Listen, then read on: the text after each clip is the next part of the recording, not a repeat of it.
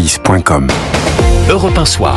19h, 21h, Pierre de Villeneuve. Mes camarades de la première heure sont là. Bonsoir Catherine Ney. Bonsoir Pierre. Merci d'être avec nous, grande voix d'Europe 1, éditorialiste politique. Bonsoir Victor Hérault. Bonsoir Pierre. Journaliste à Valeurs Actuelles. Bonsoir Joseph Massescaron. Bonsoir Pierre. Écrivain et essayiste, et Alexandre Chauveau est resté dans ce studio. Je l'ai préempté jusqu'à 20h. Pourquoi ? Parce qu'il a assisté à toute l'audience ce matin et je pense qu'il y a des choses à dire. Bonsoir à vous Gilbert Collard. Oui, bonsoir. Merci d'être avec nous, ancien avocat, eurodéputé du Rassemblement National, président actuel de l'association Alternative France. Gilbert Collard, une question, parce qu'au-delà de la condamnation de Marine Le Pen et cette peine d'inéligibilité avec exécution immédiate, il y a beaucoup d'autres prévenus qui ont été condamnés dans ce procès. Et puis je lis quand même une petite phrase qui n'est pas anodine à la fin de cette grande dépêche qui fait le sommaire de tout ce qui s'est passé. Le FN devenu RN a été condamné à 2 millions d'euros d'amende, dont 1 million ferme, ainsi qu'à la confiscation d'1 million d'euros saisis pendant l'instruction. Ma question est simple, quel est l'avenir du RN, Gilbert Collard ? Vous savez, l'histoire est pleine d'ironie. Toujours pleine d'ironie. Et on ne sait jamais les surprises qu'elle peut nous réserver.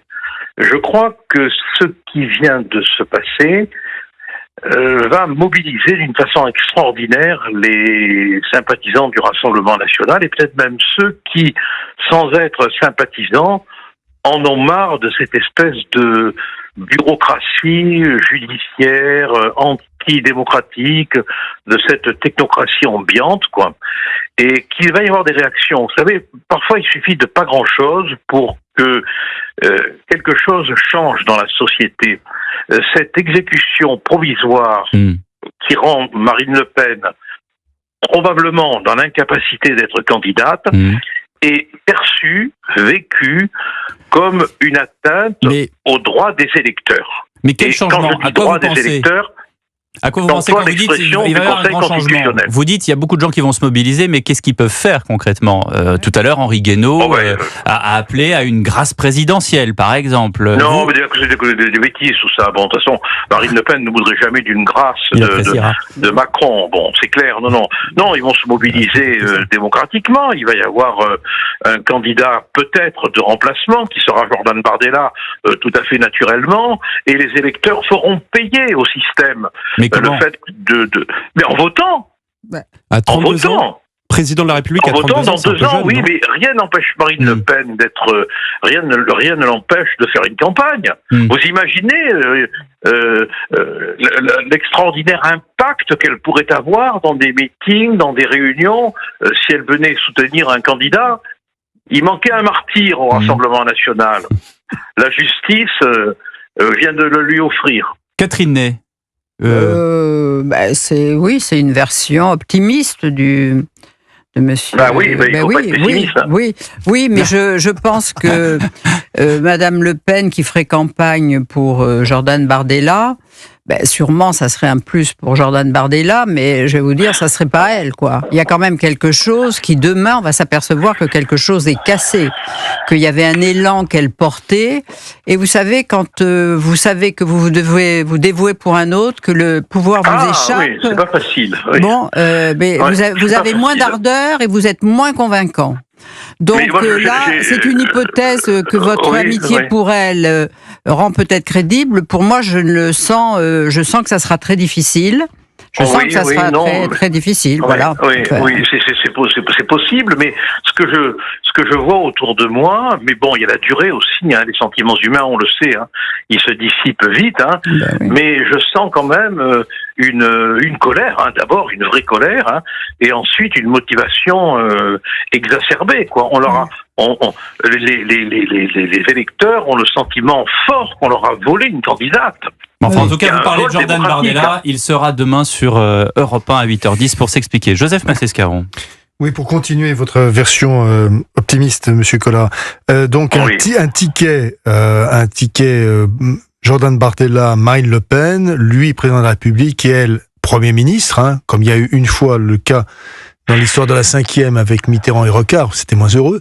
Est-ce que ça vous paraît probable ? Mais vous savez, pour qui s'intéresse à l'histoire, et je sais que vous faites partie autour de ce micro de gens qui êtes passionnés par l'histoire, vous savez que l'histoire est pleine d'ironie. Ah oui. Que toujours ce que vous avez dit, arrive ce qu'on ne prévoit pas. Bon, et cette hypothèse n'est pas impossible, mais comme oui. d'autres Est-ce que vous la hypothèses souhaitez ? ne sont pas impossibles. Vous la souhaitez ? Oui. Vous la souhaitez ? Est-ce que c'est la seule possibilité aujourd'hui, Gilbert Collard ?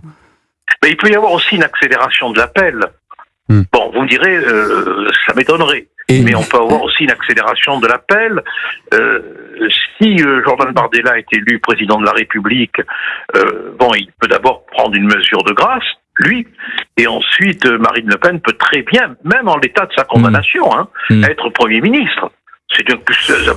Dans le monde d'aujourd'hui, tout peut arriver. Il faut juste, comme disait Catherine, il faut un peu d'ardeur dans tout ça et il faut se résigner à ça. Ça serait quand même le jeune président et la régente. Vous voyez l'image ? Justement, dans c'est l'histoire, c'est arrivé. Joseph. Puisqu'on C'est parle... déjà arrivé, tout est arrivé dans notre histoire. Oui, tout est arrivé, ça c'est très juste. Joseph Massescaron. Cher Gilbert Collard, puisqu'on parle de Matignon et de cette hypothèse, Marine Le Pen à Matignon, est-ce que cette hypothèse, en fait, pourrait être aussi être accélérée si, il y avait une motion de censure qui était portée par le Rassemblement national et qu'il y avait une dissolution. Est-ce que c'est aussi une possibilité ? Enfin, moi, je sais que si j'avais des conseils à donner, je donnerais la consigne maintenant d'accélérer le processus de dissolution. Et je préconiserais une opposition impitoyable. Oui, mais Madame Le Pen ne pourrait pas se représenter. Madame, il va y avoir des Donc, est-ce qu'il faut Premier ministre ? Comment ? Elle peut être Premier ministre ? Oui, elle peut être Premier ministre. Là, on joue au poker. Oui, ça fait partie des paradoxes juridiques incroyables. Elle pourrait être Premier ministre. Victor, Gilbert Collard, sagement. Alors, je veux bien que vous ayez l'optimisme de la volonté, mais il faut avoir aussi le pessimisme de la raison. Il y a une chose qui ne changera pas d'ici 2027, c'est que Jordan Bardella, aura 32 ans pour cette élection présidentielle. Les Français ont en souvenir l'élection d'Emmanuel Macron à 39 ans, c'était déjà très jeune. Est-ce qu'il y a vraiment une chance rationnelle pour qu'un président soit élu à 32 ans? Pose le journaliste comme question de 24 ans. Je ne prétends pas. Il n'y a que les jeunes. Pardon, Gilbert Collard. Des jeunes.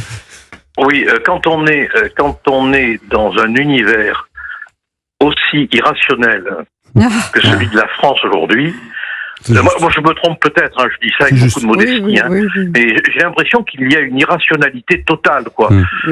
La justice délire, la médecine ne peut plus soigner, la police se fait cogner par les délinquants, Bayrou est relaxé au bénéfice du doute, Dupond-Moretti est relaxé au bénéfice de l'absence d'intention, Marine Le Pen est condamnée avec un sursis, avec une exécution provisoire au motif qu'elle pourrait récidiver alors qu'elle n'est plus députée européenne. Bon, tout est irrationnel, quoi. Alors, dans cette irrationalité, toutes les hypothèses, pour moi, sont ouvertes.